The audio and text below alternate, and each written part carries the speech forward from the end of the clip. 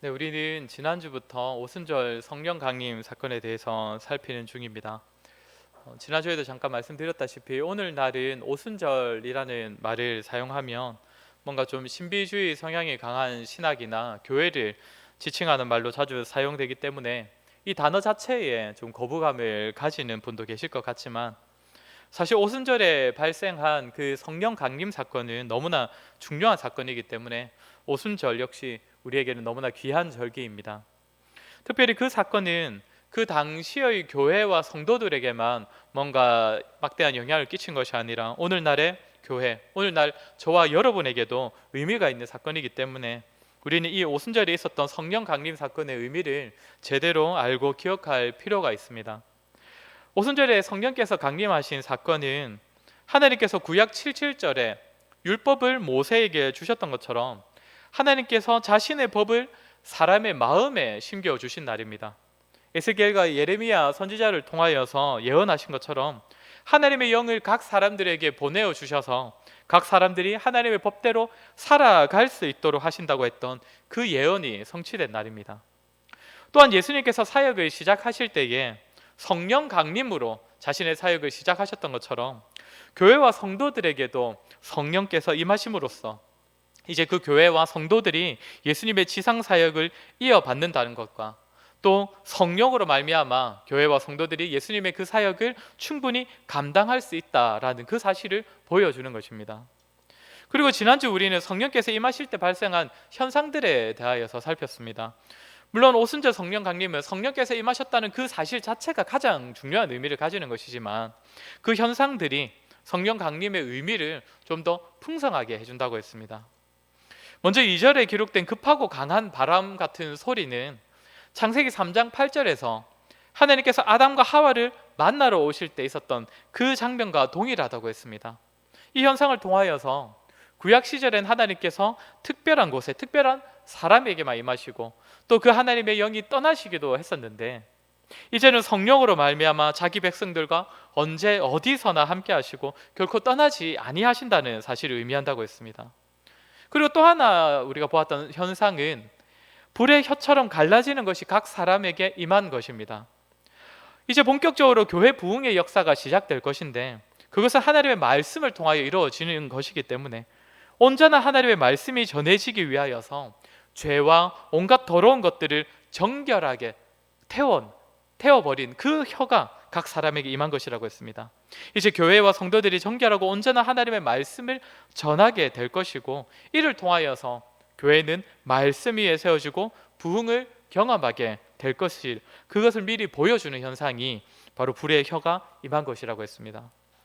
오늘은 지난주에 이어서 성령 강림의 세 번째 현상에 관한 이야기부터 하도록 하겠습니다. 성령께서 임하셨을 때에 일어난 세 번째 현상은 사람들이 방언으로 말하기 시작했다는 점입니다. 우리 4절을 한번 같이 읽어보도록 하겠습니다. 오늘 본문은 아니지만 4절입니다. 그들이 다 성령의 충만함을 받고 성령이 말하게 하심을 따라 다른 언어들로 말하기를 시작하니라. 사람들이 각기 성령의 말하게 하심을 따라 다른 언어로 말하기 시작했다고 합니다. 한마디로 방언을 하기 시작했다는 것이죠. 그런데 여기서 말하는 방언은 우리가 방언하면 이제 자주 찾아보는 구절이 고린도전서지 않습니까? 고린도전서 12장 14장에서 말하는 방언과는 조금 다른 방언입니다. 오늘 본문을 보면 방언을 듣고 알아듣는 사람들이 있었습니다. 왜냐하면 8절에서 말하듯이 지금 각국에서 유대인들이 모여들었는데 성령께서 임하신 자들이 지금 이 모여든 유대인들이 평소에 거주하고 있는 그 나라, 그 지역의 언어로 말하기 시작했기 때문입니다.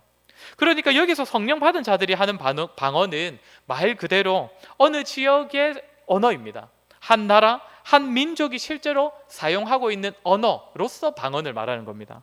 그런데 고린도전서 12장 14장에서 말하는 그 방언은 자기만 알고 다른 사람들은 실제로 알아들을 수 없는 그 방언을 말합니다. 그래서 통역하는 사람이 필요하다고 되어 있습니다.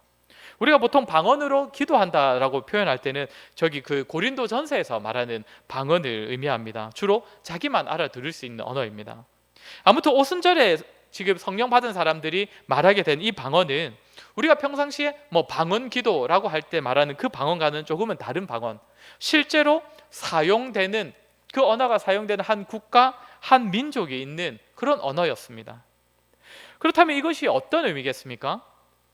9절부터 11절까지를 보면 지금 각국에서 모인 유대인들이 평상시에 어느 지역에 거주하고 있었는지, 어느 지역에서 몰려왔는지를 기록하고 있고, 11절 뒷부분을 보면 이 현재 방언하는 사람들이 그 사람들 말로 어떤 말을 하고 있는지를 기록하고 있는데 뭐라고 합니까? 11절 후반부를 보시면 우리가 다 우리의 각 언어로 하나님의 큰 일을 말함을 듣는도다라고 합니다. 예전에 이 시편 설교를 하면서도 제가 이 하나님의 큰 일이라는 이 표현에 대해서 한번 말씀을 드렸었는데, 성경에 말하는 하나님의 큰 일이란 하나님의 구원 역사를 말하는 것입니다. 그러니까 지금 이 120명에게 하나님의 성령이 부어지니까 사람들이 각 나라의 언어로 하나님의 구원을, 주의 복음을 말한다는 것입니다. 하나님의 그 위대한 구원 계획이 성령을 받은 사람들의 입을 통해 증거되기 시작하는 것입니다. 그런데 어느 지역의 말로 했다고 합니까?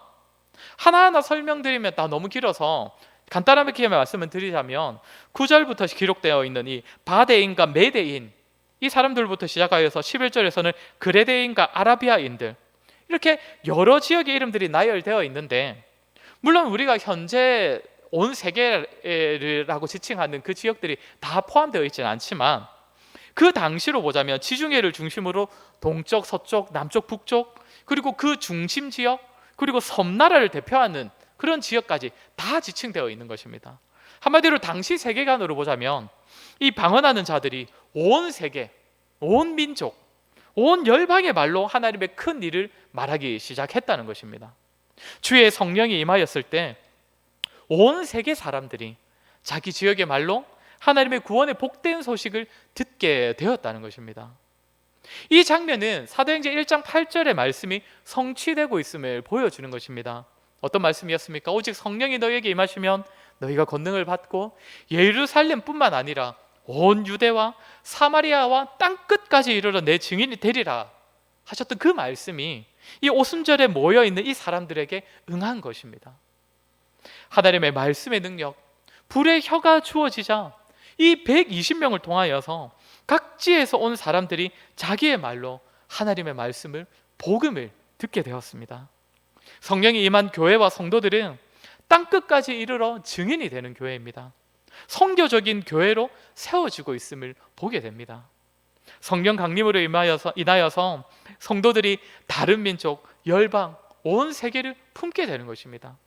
성령의 역사가 성도들과 교회를 선교를 위한 자리로 부른다는 것입니다.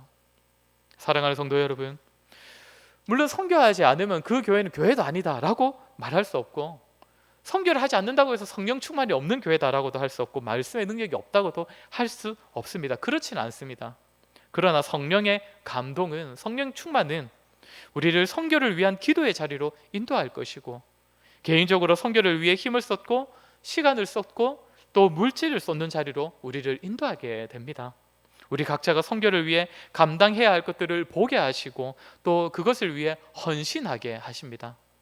우리 모두 역시, 우리 교회 역시 성령께서 부어주시는 그 감동에 따라 말씀을 전하고 기도하고 교회가 한 마음으로 힘을 내어 사역할 때에 우리 교회만이 아니라 이 지역까지도 넘어서서 세계와 열방을 향한 그 마음을 품고 사역하게 되는 그런 성령의 충만한 역사가 있기를 주의 이름으로 소원합니다.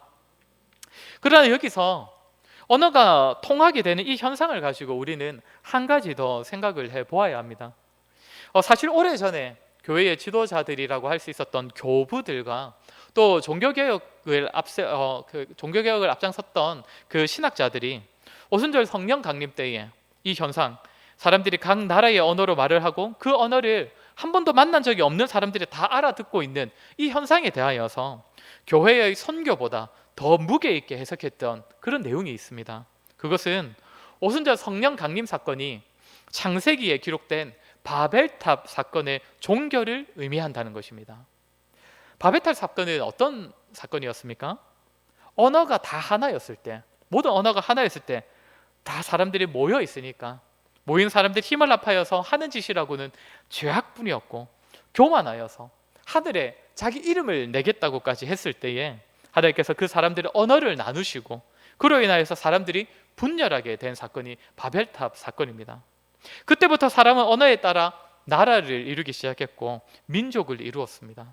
하나님께서 죄로 가득한 세상을 위하여서 언어를 나뉘시고 그래야 하여서 다 같이 뭉쳐있지 못하게 하시고 다 집단이 나뉘게 하신 것입니다. 그러나 이것은 이미 죄인된 사람에게는 또 다른 저주가 되었습니다. 이제 나눠진 집단끼리 갈등과 다툼을 일으키기 시작했던 것입니다. 민족끼리, 나라끼리 나눠지고 대립하여서 세상에는 이제 전쟁과 다툼이 끊이지 않게 되었습니다. 우리가 흔히 말하는 지연과 혈연이 시작된 것입니다. 언어에 따라 나라가 나뉘어져 버렸으니 나뉘어진 사람끼리만 집단을 이루고 그 사람들끼리 혼인을 하고 그러면서 지연과 혈연이 이제 시작되는 것이죠. 사실 이것이 사람들에게는 얼마나 안 좋은 것인지 모릅니다. 사람들이 가진 죄는 사람들마다 자기 중심성이라는 특성을 나타내게 만드는데 이 자기 중심성이 집단에도 작용하면서 혈연과 지연과 오늘날에 이르면 학연까지 수많은 집단 이기주의를 만들어내는 것입니다. 그 대표적인 것이 바로 이스라엘 유대인 아닙니까? 하나님께서는 유대인들을 선택하여 사용하셨지만 하나님께서는 절대로 그들만의 하나님이라고 그렇게 선언하지는 않으셨습니다. 하나님의 나라가 유대인들만을 위한 나라라고도 말씀하시지 않으셨습니다. 비록 이스라엘이라는 한 국가, 한 혈연 집단을 먼저 부르셔서 사용하셨지만 그들을 통하여 수많은 이방 나라를 부르시고자 세운 것이 이 혈연 집단, 이 이스라엘이었습니다. 그러나 이스라엘은 철저히 혈연과 지연에 사로잡힌 집단이 되어버렸습니다. 이방을 얼마나 배척하고 그와 반대로 자신들에 대하여서는 얼마나 교만하고 자만하였는지 모릅니다. 자신들이 집단만을 우선적으로 생각하는 그 자기 중심성이, 그 집단의 이기심이 자신들의 죄를 죄로 여기지 못하게 만들고 전해진 복음을 복음으로 받아들이지 못하도록 만드는 데까지 이르지 않았습니까? 그런데 이런 현상이 오늘날도 다르지 않지 않습니까? 성도 여러분, 혈연이든 지연이든 집단 이기주의를 보이는 그런 공동체가 잘 되는 것 보셨습니까? 이 세상에 선한 영향을 끼치는 것 보셨습니까? 절대 그럴 수가 없습니다. 자기 중심성을 내세우는 집단의 모습은 사람의 죄로 인하여서 만들어진 형태이고 구조이기 때문에 절대로 선할 수가 없습니다. 우리나라를 보아도 지금은 조금 나아졌다고는 하지만 경상도와 전라도의 대립, 이것이 정치에도 영향을 주고 그에 따라 세워진 정권이 다시 또 그 지역에 영향을 주는 그런 역사의 모습을 다 보았지 않습니까? 영남권이 정권을 잡으면 잠시 영남은 좋았지만 또 정권이 바뀌면 이제는 상황이 역전되는 것이 이 나라의 현대 역사 아니었습니까? 이렇게 집단 간의 분열의 역사, 집단 이기주의의 시작이 사실상 바벨탑이었다는 것입니다. 그런데 제가 좀 전에 뭐라고 했습니까? 오순절 성령 강림 사건이 바로 그 바벨탑 사건의 종결을 의미한다고 했습니다. 언어가 나뉘는 것으로부터 시작되었던 온 세상의 분열의 역사가 다시 성령을 통하여서 전혀 다른 지역의 사람들과 같은 언어로 소통이 되기 시작했습니다. 이 모습은 단지 신비함을 보여주는 것이 아니라 성령으로 충만한 성도들, 성령으로 충만한 교회 공동체는 그 어느 누구와도 하나됨을 이룰 수 있는 공동체로 세워진다는 것을 보여주는 표징입니다. 바벨탑 사건 이후로 언어에 따라 나뉘고 언어가 같아도 이제는 출생이 다르면 나뉘고 생긴 것에 따라 나뉘고 가진 것에 따라 나뉘고 이 세상이 온통 분열로 가득하게 되었는데 오순절 성령 강림으로 말미암아 교회와 성도들은 가장 하나 되기 어려운 이 언어의 분열에서부터 하나됨을 이루기 시작하는 것입니다. 성령 충만함을 통하여 모이고 서로와 하나를 이루고 통일을 이루고 소통이 되는 것을 통하여서 성령 충만한 교회와 성도들은 바벨탑 사건의 저주가 이제는 극복되어서 누구와도 소통하고 하나됨을 이루는 교회로 세워진다는 것을 보여주는 것입니다. 사랑하는 성도 여러분, 우리 교회에도 이러한 성령 충만함의 역사가 있었으면 좋겠습니다. 누구와도 소통할 수 있고 누구와도 하나됨을 이룰 수 있는 그러한 저와 여러분, 우리 교회가 되기를 바랍니다. 세상은 죄의 질서를 따르기에 사실 우리는 분열과 차별과 또 어떻게 어느 정도 나누어지는 이런 현상에 대하여서 사실 우리는 이미 어느 정도 무감각해져 있습니다. 그렇게 이런 시대 제 아무리 교회라고 하더라도 성도끼리 하나됨을 이루고 통일을 이루는 것은 성령의 역사 아니면 결코 이룰 수가 없습니다. 나와 다름을 인정하고 내 생각과 고집을 다 내려놓고 이해와 공감을 가지고 성도 상대방에게 다가가는 그런 모습은 성령께서 우리 한 사람 한 사람을 도와주시지 않으면 사실상 결코 품을 수 없는 그런 마음입니다. 제가 지난주 수요일에 교회에 혼자 있었는데, 오후에 수요일에 혼자 있을 때 어떤 아주머니 한 분이 교회를 찾아오셨습니다. 교회에서 좀 재워달라고 하시더라고요. 보니까 약간 이렇게 정신적으로 조금은 아픈 그런 분이셨던 것 같은데, 말이 앞뒤가 안 맞고 계속 말을 하시는데 행설수설 하시더라고요. 뭐 자기가 뭐 남편이 있다고 했다가 남편에 대해서 물으니까 남편이 죽었다고 하고, 갑자기 뭐 시아버지가 자기를 찾으러 올 거라 했다가 친아버지가 찾으러 온다고 하고, 막 이런 얘기하고 막 서울에 살았다 대구에 살았다 막 이런저런 얘기를 하는데, 아무튼 저는 이제 수요일 오후니까 빨리 이제 설교 준비를 마무리하고 또 집에도 좀 다녀와야 되겠다 이런 생각을 하고 있었는데, 계속 이상한 말로 저를 붙잡고 계시니까 이게 점점 힘들어지더라고요, 제 마음이. 나중에 이제 제가 그분 얘기를 이제 듣다가 안 될 것 같아가지고, 오늘 수요일이라서 조금 있으면 우리 성도님들이 많이 오실 겁니다 이렇게 얘기를 했더니, 이제 갑자기 무섭다면서, 우리 성도님들 전혀 모르는데 무섭다고 하면서 이제 갑자기 이제 핸드폰 충전만 하고 이제 가버리셨는데, 뭐 그분이 하는 얘기 들으니까 뭐 신고하지 말라 이런 얘기를 하셔가지고 아마 성도들이 많이 오면 신고할까봐 그렇게 간 것 같습니다. 어쨌든 그분을 만나고 제가 참 이렇게 얘기를 나누면서 두 가지 마음이 들었습니다. 하나는 목사로서 앞으로도 얼마든지 이런 비슷한 사람을 많이 만나게 될 건데, 어쨌든 이런 분들도 내가 잘 받아주고 이해해주고 해야 되는데, 내가 지금 이 순간에 이걸 잘 못하면 앞으로 내가 얼마나 잘할 수 있을까 하는 생각이 사실 들었고, 또 하나에 드는 마음은 지금 내가 바빠 죽겠는데 좀 빨리 좀 갔으면 좋겠는데 하는 사실 그런 생각도 저에게 동시에 들었습니다. 어쨌거나 제가 오늘 이 설교를 준비하면서 그때의 제 모습을 한번 떠올려 보니까, 아직까지도 제 안에는 제 다른 사람에 대한 이해와 배려와 공감이 아직도 제 안에 너무나 부족하다라는 생각을 좀 해보았습니다. 사랑하는 성도 여러분, 우리의 모습을 한번 돌아보았으면 좋겠습니다.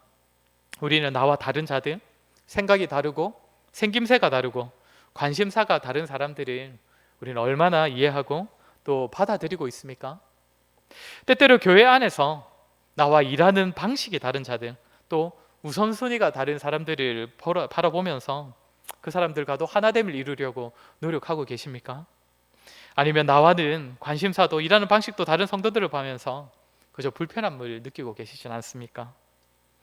우리는 성령으로 하나됨을 이루기 위하여서 내가 양보하고 배려하고 져주더라도 나에게 이득될 것이 전혀 기대할 수 없는 그런 사람에게라도 우리는 우리의 고집을 꺾고 우리의 생각을 양보하고 우리는 이해하려는 그런 모습을 보이고 있습니까? 우리가 육신의 방식대로 살기를 포기할 때에, 그리하여서 우리 안에 성령으로 충만하게 될 때에 우리는 그렇게 살아갈 수 있을 것입니다. 저와 여러분, 우리 교회에 성령 충만함으로 말미암는 하나됨의 역사가 있기를 주의 이름으로 소원합니다. 우리 마지막으로 하나만 더 살피도록 하겠습니다. 지금 성령 강림으로 인하여서 나타난 이 현상을 보고 있는 자들이 지금 보이고 있는 반응이 어떠한가입니다. 12절과 13절인데 우리 12절과 13절을 우리 한번 같이 읽어보도록 하겠습니다. 시작. 다 놀라며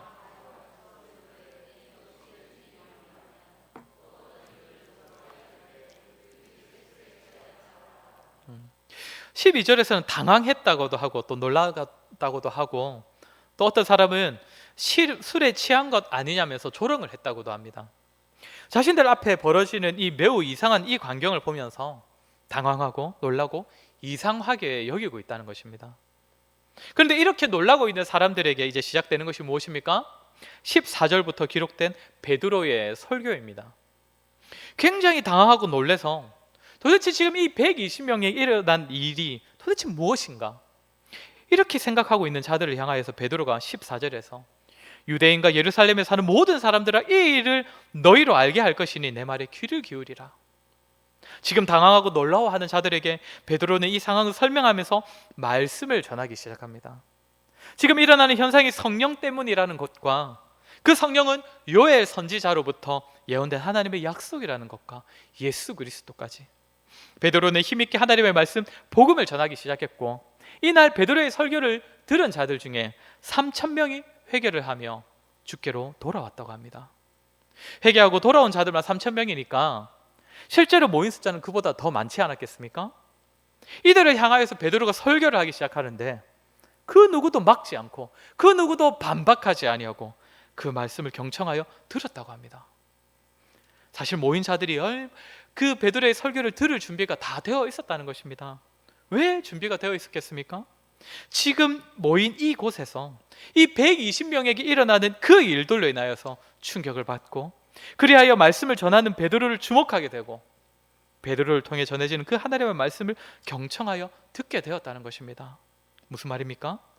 교회와 성도들을 통하여 주변 사람들이 충격을 받기 시작할 때에 말씀이 전해질 기회가 생기기 시작한다는 것입니다. 성령 충만한 그 성도들로 말미암아 주변 사람들이 많은 충격을 받을 때에, 당황할 때에, 놀랄 때에 그때의 말씀이 전해진다면 굉장히 효과적인 가르침이 된다는 의미입니다. 그때의 말씀이 들려지고 복음이 전해지는 말씀의 역사가 일어난다는 것입니다. 사랑하는 성도 여러분, 우리의 삶이 왜 중요합니까? 그것은 말씀 사역을 위한 길을 열어주기 때문입니다. 한 성도가 그의 삶을 통하여서 주변에 충격을 주지 못하면, 그들을 당황시키지 못하면 말씀 사역이 막히기 때문입니다.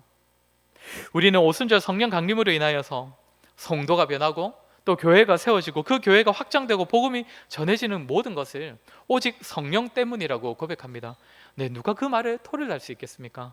그러나 성령의 역사를 경험한 자들, 성령 충만함을 입은 성도가, 그 교회가 주변 사람들과 사회에 충격을 주기 시작할 때에, 그들을 놀라게 하고 당황하게 하고 주목시킬 때에 교회와 성도는 하나님의 말씀을 전할 아주 놀라운 터를 닦아놓게 되는 것입니다. 성도 여러분, 오늘날 사람들마다 전도의 문이 닫힌 시대라는 말을 합니다. 물론 아직도 길을 가다가 보면 공원 같은 데에서나 길에서나 전도지를 나눠주거나 뭔가 물티슈 같은 것을 나눠주면서 전도하는 사람들을 우리가 이따금씩 만나기는 하는데, 사실 그것이 얼마나 많은 열매들을 거두고 있는지는 의문이 듭니다.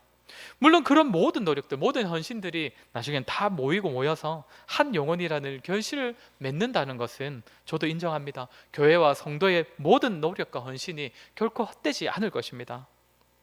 그러나 성도의 수평이동, 다른 데서 신앙생활 하는 사람들이 세가족으로 오는 경우는 종종 있지만 말 그대로 초신자는 사실상 거의 찾아보기 힘든 시대인데, 그래도 사역을 하다 보면 교회나 또는 그 캠퍼스의 기독교 동아리마다 초신자들이 가끔씩이라도 한 명씩 오는 것을 보게 됩니다. 그런데 그들을 하고 얘기를 해보면 그들이 제 발로 들어왔겠습니까? 누군가를 따라온 것이겠죠. 그럼 누구를 따라오겠습니까? 왜 따라오겠습니까? 정말 그렇게 이야기합니다. 자기를 따라오게 만든 그 사람을 보니, 그 친구를 보니 뭔가 달라도 다르더라는 것입니다. 초신자를 따라오게 만든 그 성도의 모습이, 그 삶이 세상과는 뭔가가 다르더라는 것이죠. 결국 성도의 모습이, 그의 삶이 말씀이 전해지는 그 지름길을, 복음의 길을 열어주었던 것입니다. 사랑하는 성도 여러분, 우리의 삶은 세상 사람들에게, 우리의 주변 사람들에게 충격을 주고 있습니까? 우리 주변의 사람들이 우리를 보면서, 우리의 삶의 모습을 보면서 당황해하고 어떻게 저렇게 살 수 있을까라며 놀라는 그런 일들이 일어나고 있습니까? 우리의 삶이 말씀이 전해지는 통로, 하나님의 말씀에 귀를 기울이게 만드는 통로가 되고 있습니까? 정말 우리가 말씀을 꺼내들면 평상시에 우리의 삶의 모습 때문에 우리가 전하는 말씀을 듣고 경청하고 말씀에서 제시하는 삶을 나도 살아보고 싶다고 반응할 만한 그런 사람들이 우리 주변에는 있습니까? 여기에 정말 다양한 삶의 현장에 있는 사람들이 여기 많이 모여 있지 않습니까? 정말 여기 있는 우리의 삶이, 우리가 속한 현장에서 우리를 보는 사람들의 마음에 동요를 일으키고, 그들이 우리를 보면서 나도 저렇게 살아보고 싶다는 생각이 들게 만들고 우리를 주목하게 만들 수 있다면, 그때에 우리가 뭔가 화려한 말이 아니더라도, 잘 가꿔진 말이 아니더라도 우리를 통해 들려지는 그 말씀과 복음이 반드시 열매를 거두게 될 것입니다. 남다르게 특별해야 한다는 것이 아닙니다. 사회적으로 훌륭한 사람이 되어야 한다는 것이 아닙니다. 성령께서 반드시 그런 방식으로 일하시는 것이 아닙니다. 그저 우리가 있는 그 자리에서 우리의 존재 자체가 선한 영향을 주는 것입니다. 불과 20, 30년 전만 하더라도 교회가 하는 일에 대하여서 부정적으로 여기는 사람들, 뭔가 딴지를 거는 사람들이 많지 않았습니다. 주변에 있는 성도가 같이 교회를 가보자라는 이야기를 꺼내더라도 대부분이 긍정적으로 반응을 하였고, 혹시나 거절을 하더라도 예의를 갖춰서 거절을 했지 거부감 자체를 가지는 사람들을 보기는 힘들었습니다. 그러나 시대가 너무나 달라졌습니다. 교회가 뭔가 좋은 일을 하더라도 교회 이름을 전면에 내세우기는 힘들어지고, 직장에서나 사회에서나 학교에서나 어떤 성도가 교회 한번 같이 가보자라는 얘기를 꺼내는 것 자체가 너무나 눈치가 보이는 시대가 되었습니다. 이러한 시대이기 때문에 우리의 삶이 아니고서는 답이 없습니다. 우리 존재 자체가 상대방의 마음을 열지 못한다면, 충격을 주지 못한다면 말씀이 전해질 통로가 없습니다. 우리의 변화되는 삶의 모습, 세상과 다른 우리의 가치관, 그러나 무엇보다 이 세상과 세상 사람들을 한없이 품어주는 그런 모습을 보일 때에 이 시대에도 복음의 길, 주의 말씀이 전해지는 길은 얼마든지 아주 잘 닦여질 수가 있습니다. 우리 모든 성도님들, 그리고 우리 교회가 정말 성령 충만함으로 세상과 열방을 품는 교회가 되기를 원하고, 또한 성령 충만함으로 모든 분열을 잠재우고 하나됨을 이루는 교회가 되기를 바라고, 또한 성령 충만한 저와 여러분의 삶이 주의 복음의 길을 예비하는 삶이 되기를 주의 이름으로 간절히 소원합니다. 우리 시간에 들은 말씀을 기억하며 잠시 한번 같이 기도했으면 좋겠습니다. 우리의 교회에도 정말 이러한 성령 충만함이 있기를 기도했으면 좋겠습니다. 성령 충만함으로 말미암아 우리만이 아니라 이 지역만이 아니라 정말 온 세계와 열방까지도 품을 수 있는 우리 교회가 되기를 기도했으면 좋겠고, 또한 우리 교회에 하나님께서 주시는 그 성령 충만함으로 말미암아 이 세상에서는 결코 누릴 수 없는 정말 가족 같은, 정말 하나된 그러한 우리의 공동체가 되기를 그렇게 기도했으면 좋겠고, 마지막으로 또한 성령 충만한 우리의 삶이 우리의 주변 사람들에게, 이 세상에게 정말 충격으로 다가가고 정말 그들을 당황하게 만들어서 그런 우리의 삶이 복음의 귀한 통로가 되기를 우리 이 시간 한번 같이 기도했으면 좋겠습니다. 기도하겠습니다.